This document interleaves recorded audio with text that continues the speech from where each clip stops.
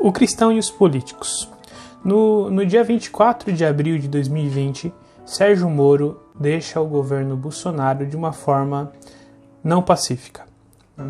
Um dos pilares do governo Bolsonaro, que a princípio era um combate à corrupção e uma economia mais livre, agora ele perde uma parte importante que simbolizava o combate à corrupção.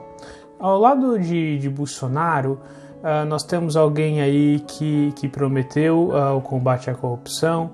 O Moro poderia ter saído de uma forma tranquila. A mídia tende a aumentar muita coisa para se opor ao seu governo.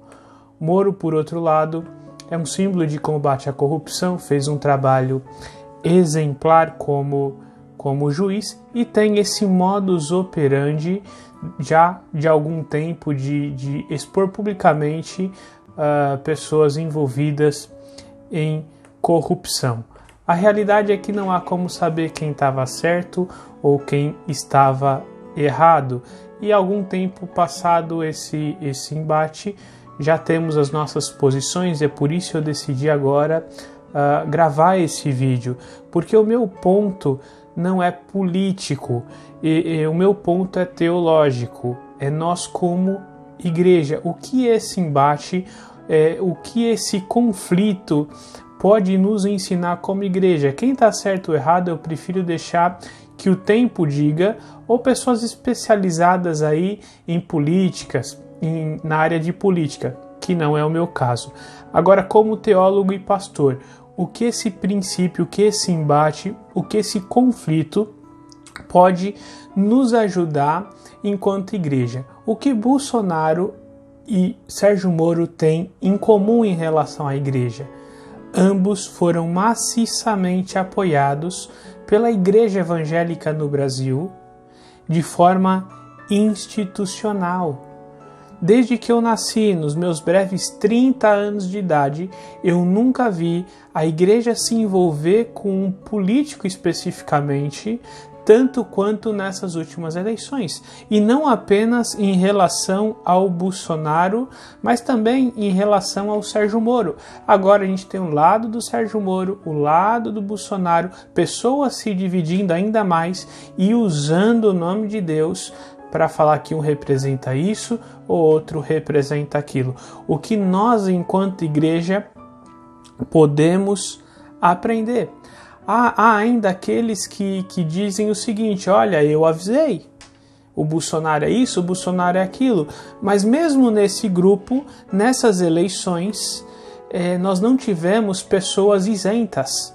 Esses que dizem hoje que eu avisei, defenderam ferrazmente, piamente Ciro Gomes, outros políticos, outras categorias, Haddad e por aí vai. Aconteceu esse conflito em relação a Bolsonaro e Moro e naturalmente aconteceria com um político de outra vertente, porque a igreja e a política ela não devem se misturar por uma razão muito simples. Quem saiu perdendo nesse embate foi a Igreja de Jesus Cristo. Nós, enquanto igreja, por um apoio institucional, a A ou B, à direita ou esquerda, nós temos saído perdendo. E especialmente aqui eu quero me dirigir especialmente a você que é batista. Nós, batistas, sempre defendemos a separação clara entre igreja e Estado. E mais do que nunca, esse princípio norteador, esse princípio distintivo dos batistas, ele se faz necessário. O reino de Deus, segundo Jesus, no Evangelho de João, capítulo 18, verso 28, ele não é nem de direita, ele não é de esquerda, ele nem sequer é desse mundo. Ele vem do alto. O reino de Deus não está limitado à visão política e muito menos a políticos. Com isso eu não quero dizer que nós devemos evitar a política, debates, não, muito pelo contrário.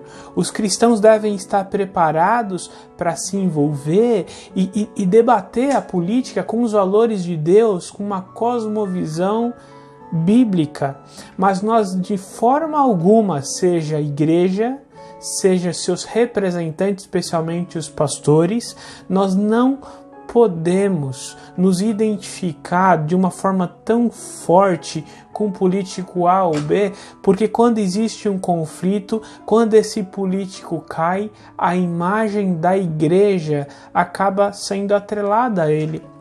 Qual então é o nosso papel enquanto igreja de Jesus Cristo? E para concluir, eu quero refletir a respeito disso. Eu penso que o nosso papel enquanto igreja é ensinar as nossas ovelhas, os nossos membros, a votar de uma forma correta, com coerência, seguindo princípios bíblicos, teológicos. Então nós precisamos ensiná-los a votar bem. Nós precisamos ensinar e incentivar especialmente os jovens a entrar nas carreiras políticas, nesse meio, para mudá-lo de acordo com princípios bíblicos e teológicos. Nós precisamos capacitar e motivar essas pessoas a se envolver publicamente, a igreja fazer diferença na sociedade.